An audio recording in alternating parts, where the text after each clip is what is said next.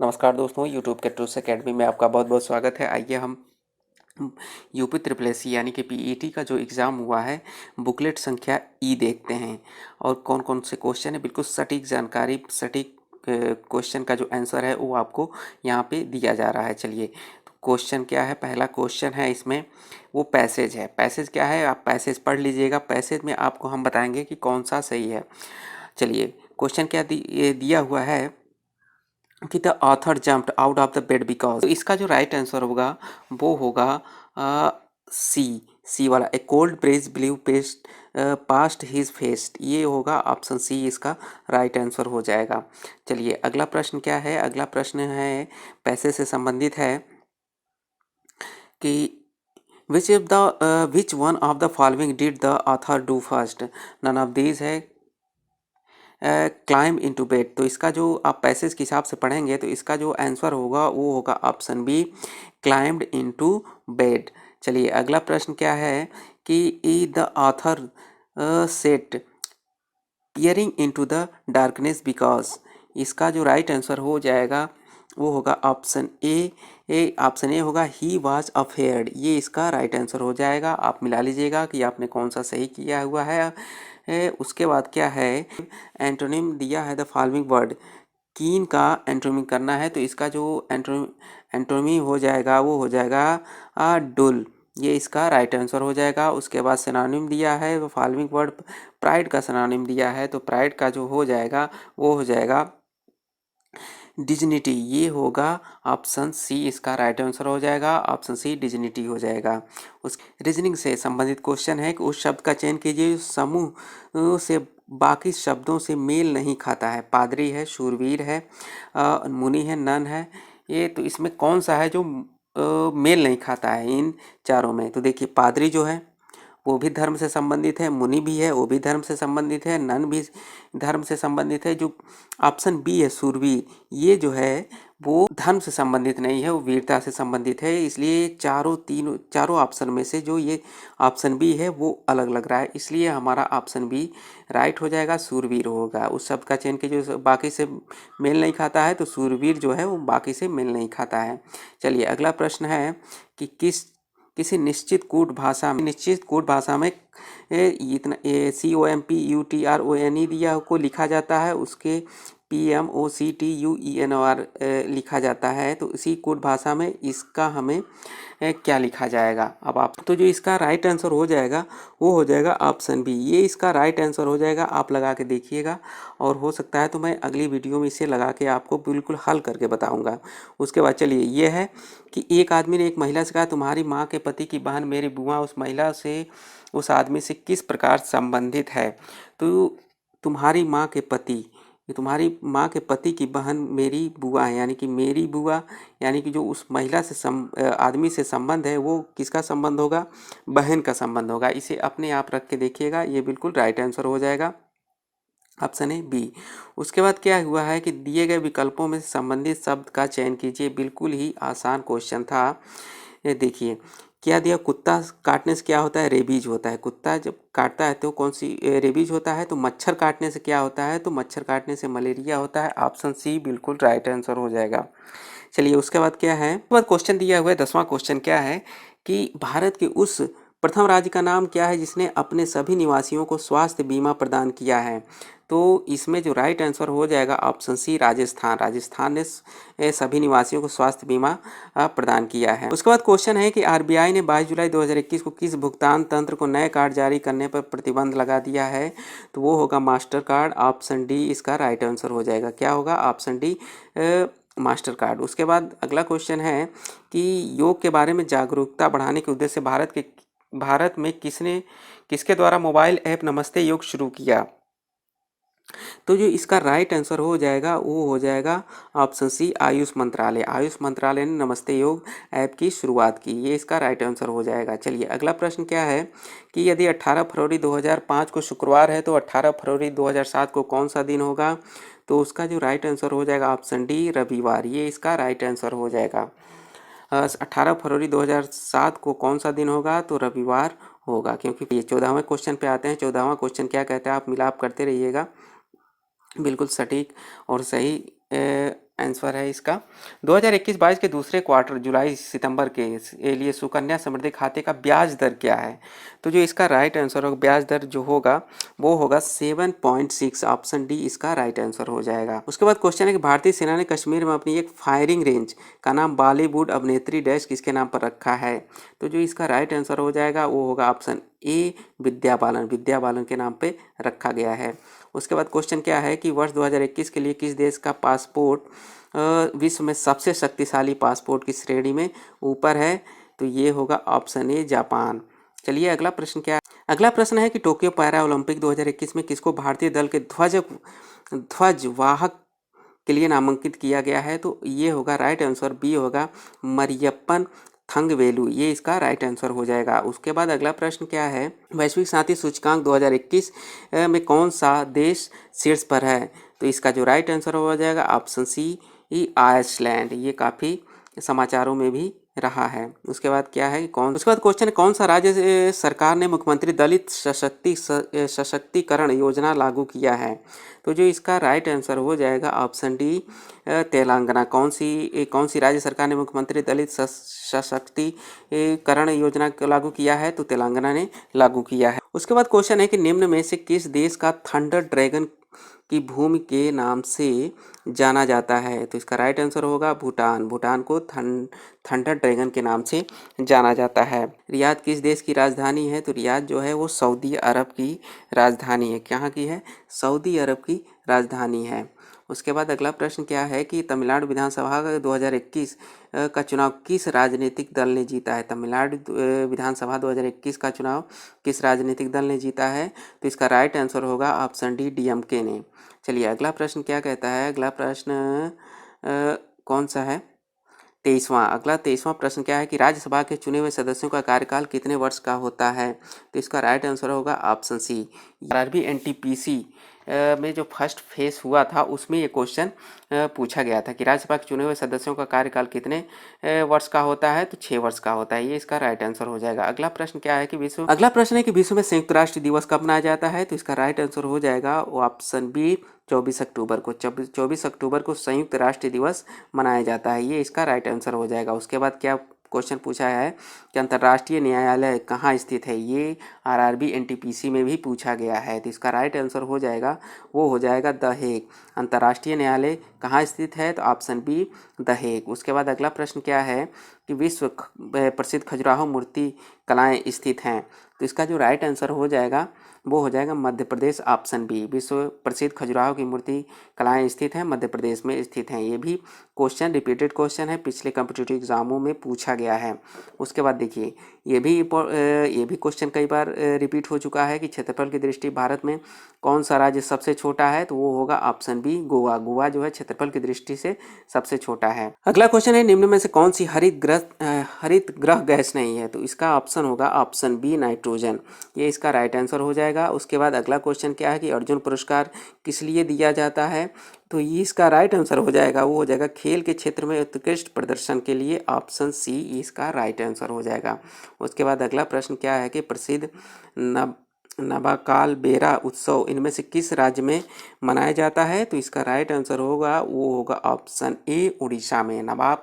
नबका ले बारा उत्सव जो मनाया जाता है उड़ीसा में मनाया जाता है। उसके बाद अगला प्रश्न क्या है कि अपठित गद्यांश है, इस गद्यांश को पढ़िएगा और मेरे हिसाब से अब 31 का देखते हैं कि उपयुक्त गद्यांश में लेखक ने मुख्य रूप से बताया है कि महात्मा गांधी के नेतृत्व में राष्ट्रीय आंदोलन कैसा था। ये इसका राइट आंसर हो जाएगा ऑप्शन ए, ये इसका राइट आंसर हो जाएगा 31 का।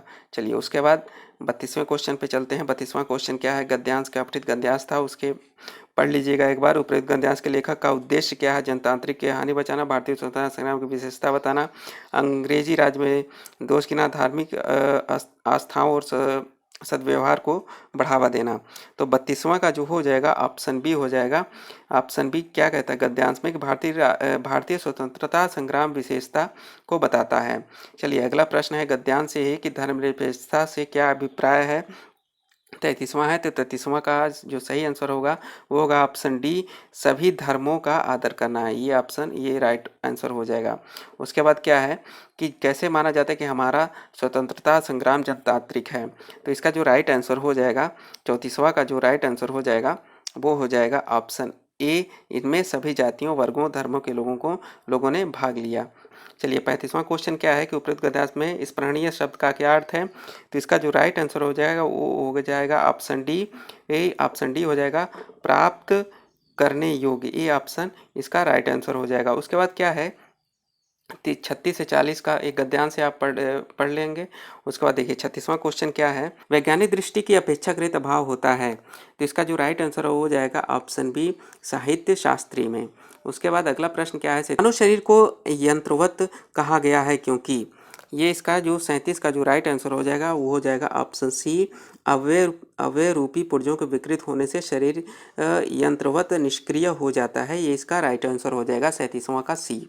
चलिए अगला प्रश्न क्या है कि अगला प्रश्न है शल्य चिकित्सकों द्वारा स्वीकार की गई दायित्वपूर्ण चुनौती थी, तो इसका जो राइट आंसर हो जाएगा 38वां का ऑप्शन सी, अंग प्रत्यारोपण द्वारा शरीर को सामान्य बनाना। अगला प्रश्न अनुच्छेद में प्रयुक्त निरामय शब्द का पर्याय है, यानी शब्द का क्या पर्याय है, तो इसका जो राइट आंसर हो जाएगा वो हो जाएगा स्वस्थ। क्या हो जाएगा, स्वस्थ। निरामय के मतलब होता है स्वस्थ, ये इसका राइट आंसर हो जाएगा ऑप्शन बी। चलिए अगला प्रश्न क्या है कि मानव को वो सृष्टि का लघु रूप माना गया है क्योंकि, मानव के मन में घटित तो होता है वही सृष्टि में घटित होगा। ऑप्शन डी इसका राइट आंसर हो जाएगा। कौन सा हो जाएगा, ऑप्शन डी। चलिए अगला प्रश्न है 41वां प्रश्न देखते हैं।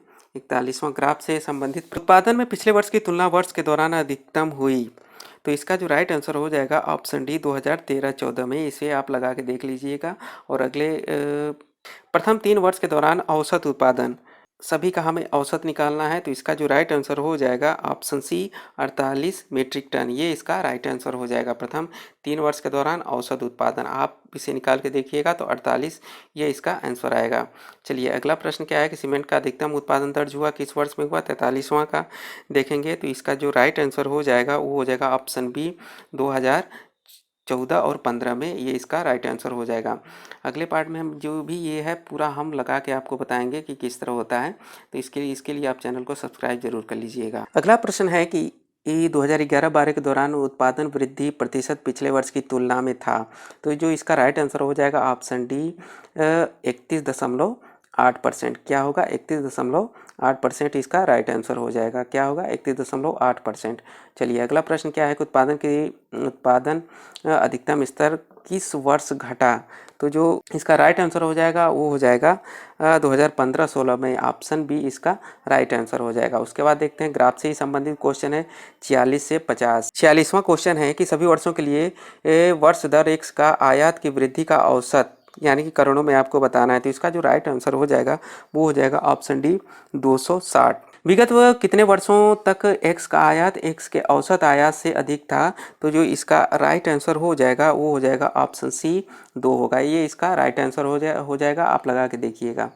उसके बाद अगला क्वेश्चन क्या है कि x के औसत आयात से अधिक आयात और x के औसत आयात से कम आयात के वर्षों का अंतर आपको बताना है, तो इसका जो राइट आंसर हो जाएगा ऑप्शन बी ये हो जाएगा 2 हो जाएगा। चलिए अगला प्रश्न क्या कहता है कि वर्ष 2018-19 के दौरान x के आयत में प्रतिशत वृद्धि सभी वर्षों में x के आयत में उसके औसत से कितनी है, तो जो इसका राइट आंसर हो जाएगा वो हो जाएगा ऑप्शन ए 64.38%। ये इसका राइट आंसर हो जाएगा 49 का ए। चलिए अगला प्रश्न क्या है, 50वां प्रश्न है कि वर्ष 2014-15 से 2015-16 के दौरान x की आयत में प्रतिशत वृद्धि आपको बताना है, तो इसका जो राइट आंसर हो जाएगा 33.3%। ये इसका राइट आंसर हो जाएगा 50 का बी। चलिए अगला प्रश्न क्या है, दोस्त चैनल को सब्सक्राइब जरूर कर लीजिएगा। अगला भी तालिका से संबंधित है, ग्राफ से संबंधित है।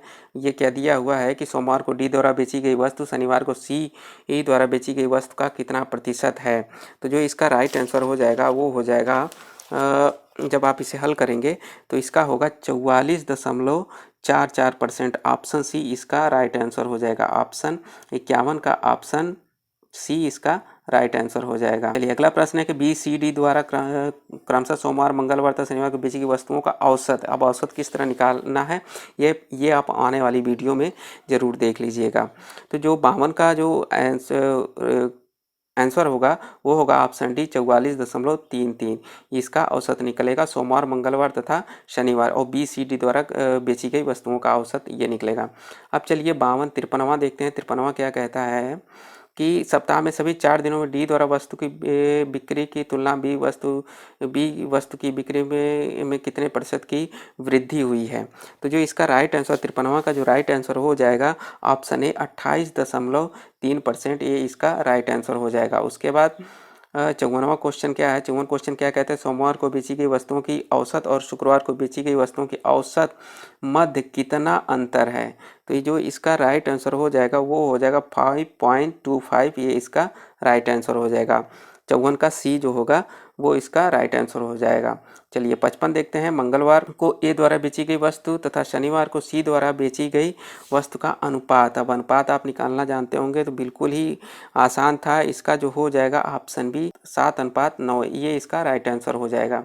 56वां क्वेश्चन है कि इनमें से किस फसल में 2013 के मध्य उत्पादन में लगातार वृद्धि दर्ज की गई।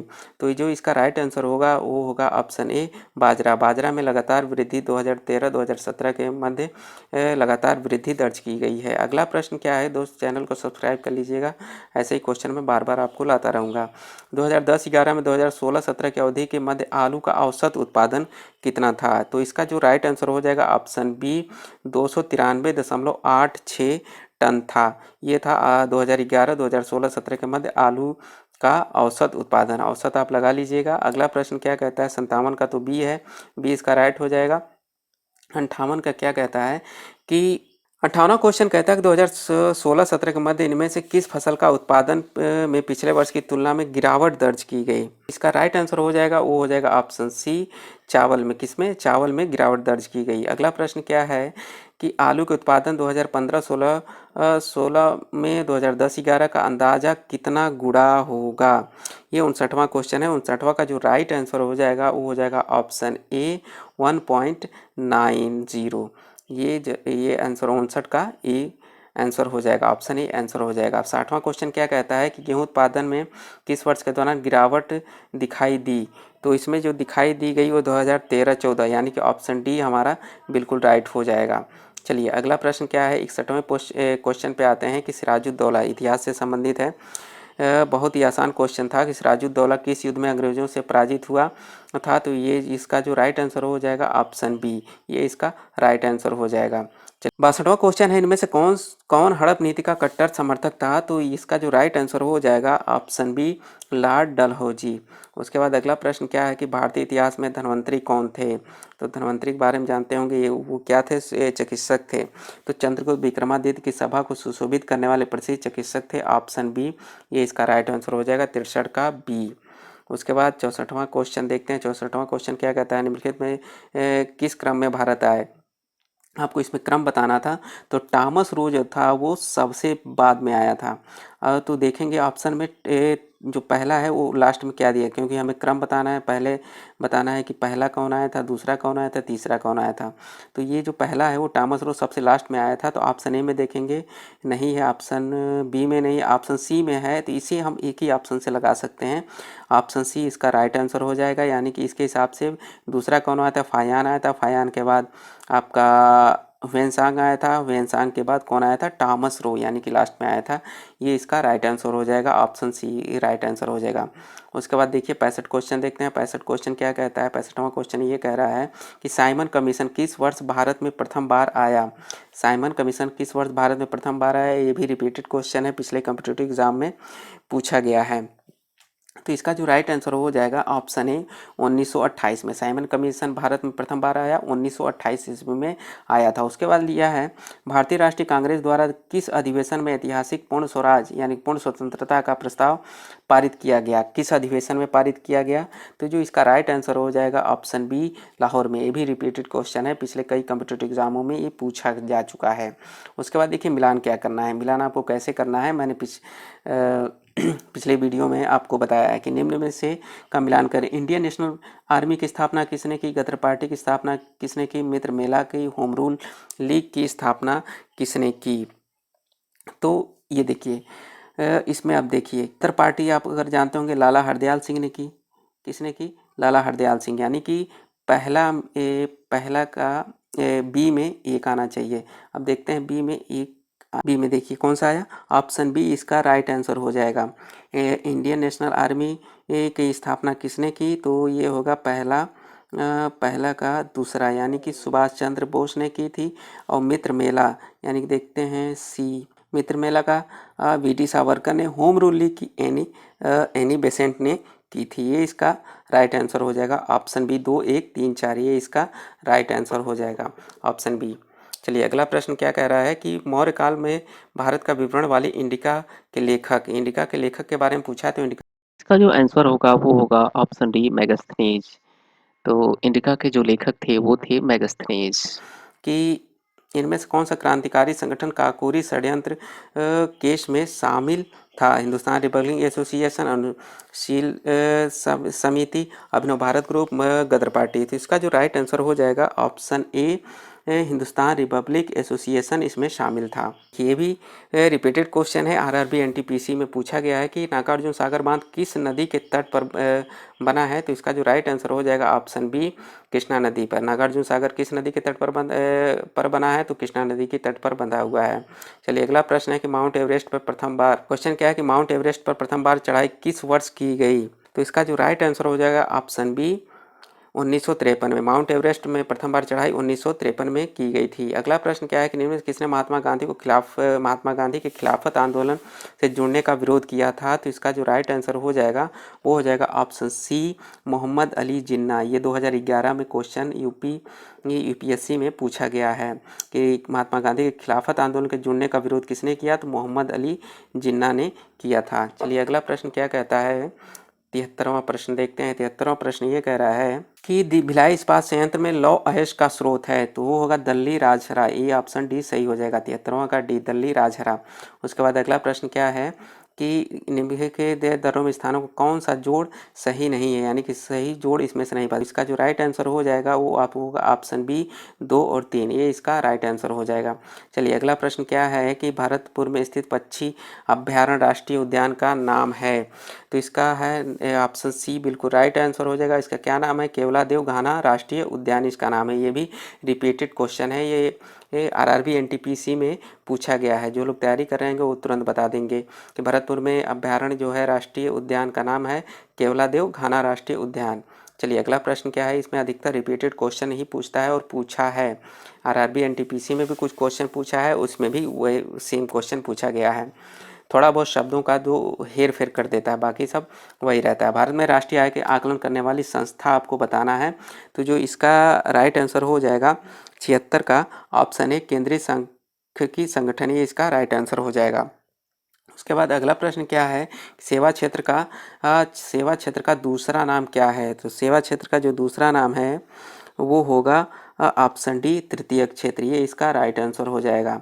उसके बाद क्या है कि भारत में श्वेत क्रांति के जनक के रूप में किसे जाना जाता है। तो इसका जो राइट आंसर हो जाएगा 78 का option B, doctor Verghese Kurien को जाना जाता है। ये भी रिपीटेड क्वेश्चन है, इसलिए ये इसका राइट आंसर हो जाएगा। 78 का भी डॉक्टर वर्गीस कुरियन, ये इसका राइट आंसर हो जाएगा। उसके बाद है 79 का है किसने बढ़ने के फलस्वरूप निजी निवेश में वृद्धि की अधिक संभावना होगी। तो इसका जो राइट आंसर होगा वो होगा नई पूंजी पर अनुमति प्राप्त करना, ऑप्शन सी इसका राइट आंसर हो जाएगा। 80 पे आते हैं। 80 क्वेश्चन क्या कहता है, भारत में संविधान में इनमें से क्या राज्य सूची में सम्मिलित नहीं है। तो इसका जो राइट आंसर हो जाएगा ऑप्शन ए, वो होगा दंड प्रक्रिया संहिता। ये है, ये राज्य सूची में शामिल नहीं है, इसका राइट आंसर हो जाएगा। चलिए उसके बाद अगला क्वेश्चन क्या है कि निम्नलिखित में से क्या भारतीय संविधान की मुख्य विशेषता नहीं है, ये आपको बताना था। तो इसका जो आप ऑप्शन डी बिल्कुल राइट हो जाएगा। ये इसका अर्ध संघीय संरचना ये नहीं है, ऑप्शन डी। 81 का ऑप्शन डी बिल्कुल राइट आंसर हो जाएगा। 82 में आते हैं। 82 का क्वेश्चन क्या है कि भारत में आर्थिक सुधार 1991 के दौरान प्रधानमंत्री कौन थे 1991 में। तो इसका जो राइट आंसर हो जाएगा वो हो जाएगा पीवी नरसिम्हा राव, ये ऑप्शन डी बिल्कुल राइट आंसर है। 82 का बी, पीवी नरसिम्हा राव। चलिए 82 83 पर आते हैं। 83वां क्वेश्चन क्या है कि भारतीय संविधान में कौन सा अनुच्छेद राज्य सरकारों को ग्राम पंचायतों के आयोजन के लिए निर्देश करता है? तो इसका जो राइट आंसर हो जाएगा ऑप्शन बी, अनुच्छेद 40। 83वां का हो जाएगा अनुच्छेद 40, ये इसका राइट आंसर हो जाएगा। उसके बाद क्वेश्चन क्या है कि त्रिस्तरीय पंचायती राज व्यवस्था का विचार किसने रखा? तो 84वां का हो जाएगा, इसमें कौन सा हो जाएगा? ऑप्शन डी, बलवंत राय मेहता कमेटी। त्रिस्तरीय पंचायत राज व्यवस्था का विचार किसने रखा? तो बलवंत राय मेहता कमेटी ने रखा। चलिए अगला प्रश्न क्या है कि निम्न में से भारतीय नागरिकों को आर्थिक न्याय प्रदान करता है? तो इसका जो राइट आंसर हो जाएगा वो हो जाएगा ऑप्शन सी, नीति के निर्देशक सिद्धांत। ये ऑप्शन सी बिल्कुल राइट आंसर हो जाएगा कि निम्न से क्या भारतीय नागरिकों को आर्थिक न्याय प्रदान करता है? तो राजनीति के निर्देशक सिद्धांत ये आपको आर्थिक न्याय प्रदान करता है। चलिए अगला प्रश्न है 86वें प्रश्न पर आएंगे। 86वां प्रश्न क्या है कि प्रतिरोध एसआई इकाई है, प्रतिरोध एसआई इकाई है तो वो होगा ओम। ऑप्शन बी हमारा बिल्कुल राइट हो जाएगा। उसके बाद 87वां है नींबू में खट्टा स्वाद। ये क्वेश्चन कई बार रिपीट कर चुका है कि नींबू में खट्टा स्वाद इनमें से किसकी उपस्थिति के कारण होता है? तो ये इसका जो राइट आंसर हो जाएगा वो हो जाएगा ऑप्शन डी, साइट्रिक अम्ल के कारण। किसके कारण? साइट्रिक अम्ल के कारण। उसके बाद अगला प्रश्न क्या है कि एक कर्कटजनक रसायन होता है, कर्कटजनक रसायन होता है वो होता है कैंसर। ऑप्शन सी हमारा 88वां का ऑप्शन सी हमारा सही होगा। कर्कटजनक रसायन में होता है कैंसर होता है। चलिए अगला प्रश्न क्या है कि त्वचा की ऊपरी सतह क्या कहलाती है? त्वचा की ऊपरी सतह क्या कहलाती है? हो जाएगा आंसर हो जाएगा वो होगा ऑप्शन बी, अधिचर्म। ये इसका राइट आंसर हो जाएगा। चलिए अगला प्रश्न क्या है कि बिजली की प्रवाह सर्किट में कब होता है? तो ये होगा स्विच बंद होने पर। 90 का ऑप्शन बी इसका राइट आंसर हो जाएगा, स्विच बंद होने पर। चलिए अगला प्रश्न क्या कहता है कि 91 प्रश्न देखेंगे कि 37 सही 1/2 में कुल कितने 1/8 हैं? तो इसका जब हम क्वेश्चन करेंगे तो कितना आ जाएगा? 75, 75/2 आएगा। 75 कितनी बार आ जाएगा? जब हम इसे हल करेंगे ये हमारा ऑप्शन डी यानी कि 300 आएगा। 91 का कौन सा होगा? 300 होगा। चलिए 92 क्वेश्चन देखते हैं। 92 क्वेश्चन क्या कहता है? √36.1/102.4 का आंसर क्या हो जाएगा? तो इसका जो होगा 361 को कर लीजिए तो इसका जो हो जाएगा वो हो जाएगा 19 और इसका जो नीचे वाला का आएगा वो 32। जब इसे आप हल करेंगे तो जो इसका ऑप्शन होगा 19/32 आएगा। ऑप्शन सी हमारा बिल्कुल राइट हो जाएगा। चलिए अगला प्रश्न क्या है कि एक शहर की जनसंख्या इतने प्रतिशत है परंतु स्थानांतरण के कारण 1/2% वार्षिक तक घट भी जाती है। तीनों वर्ष का से वृद्धि का प्रतिशत हमें ज्ञात करना था। जब हमने इसे लगाया तो इसका जो राइट आंसर आया वो आया 10.8 ऑप्शन, यानी कि ऑप्शन ए हमारा सही होगा। लेकिन आप लोग लगा के देखिएगा, कमेंट बॉक्स में कीजिएगा कि कितना आएगा। वैसे मेरा 10.8 आया हुआ है। अब 94 का क्वेश्चन देखते हैं। 94 में क्या करना है? 94 बिल्कुल आसान था। इसे क्या करना था? इसका जो राइट आंसर होगा वो होगा एक्स का मान जो निकलेगा वो निकलेगा एक। ऑप्शन डी हमारा बिल्कुल राइट हो जाएगा। चलिए अगला प्रश्न क्या है? 95 प्रश्न है। 95 प्रश्न है कि 13 परिणाम का औसत 68 है, पहले 7 का औसत 63 है, आखिरी 7 का औसत 17 है, 7वें का परिणाम हमें निकालना है। तो इसका जो राइट आंसर हो जाएगा 47। ऑप्शन डी इसका राइट आंसर हो जाएगा, राइट आंसर हो जाएगा। उसके बाद क्या दिया हुआ है कि गजवदन का पर्यायवाची, गजवदन मतलब हाथी होता है और हाथी को हम क्या कहते हैं? गजवदन यानी कि गणपति। ऑप्शन सी बिल्कुल सही हो जाएगा। गजवदन का पर्यायवाची है गणपति। उसके बाद है कि 97 क्वेश्चन पे आते हैं। 97 क्वेश्चन है कांटों से भरा हुआ वाक्य के लिए नीचे दिए गए शब्द का विकल्प में से एक शब्द चुनिए। तो सही आंसर होगा वो होगा ऑप्शन ए, कंटका किरण हो जाएगा। ऑप्शन ए बिल्कुल राइट आंसर हो जाएगा। उसके बाद क्या है? बहुत ही आसान क्वेश्चन पूछा था कि दूध और पानी का पानी करना मुहावरा का अर्थ क्या है? तो उचित निर्णय करना। ऑप्शन ए बिल्कुल सही हो जाएगा, उचित निर्णय करना। दूध का दूध और पानी का पानी आप लोग मिला लीजिएगा, बिल्कुल ही आसान क्वेश्चन है। और उसके बाद 99 क्वेश्चन क्या पूछ रहा है कि शुद्ध वर्तनी का चयन कीजिए। तो इसका जो राइट आंसर हो जाएगा वो हो जाएगा ऑप्शन सी, ये बहिष्कार होता है। ये इसका राइट आंसर हो जाएगा, आप मिलाप कर लीजिएगा। और उसके बाद तीक्ष्ण का विलोम क्या होगा? तीक्ष्ण का जो विलोम होगा वो होगा कुंठित। ऑप्शन ए बिल्कुल राइट आंसर हो जाएगा। आई होप दोस्तों वीडियो पसंद आए तो वीडियो को लाइक कर लीजिएगा। और मैं बुकलेट नंबर एच, इसके बाद बुकलेट नंबर एच का मैं आंसर दूंगा।